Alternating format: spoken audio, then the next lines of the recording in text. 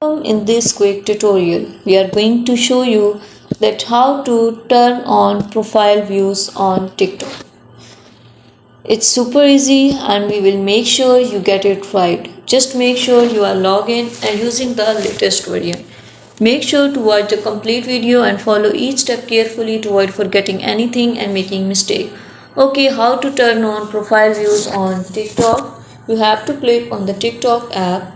Now click on the profile icon and you can tap on the two dots which appear at the top. Click on that and you can see profile views.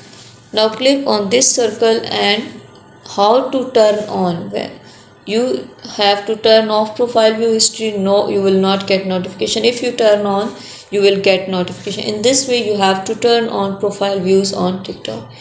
In another way, you have to click, there are two methods that how you can turn it on. Click on the profile, click on the three lines which appear right top corner, click on settings and privacy. Click on the privacy and you can scroll this bar. You will see here an option of profile views. You have to turn it on. You can easily view your profile history. Thank you so much. That was all. Please consider showing your support by commenting, liking, sharing, and subscribing to our channel for more valuable content in the future. Your engagement is highly appreciated. I wish you very good luck. Thanks.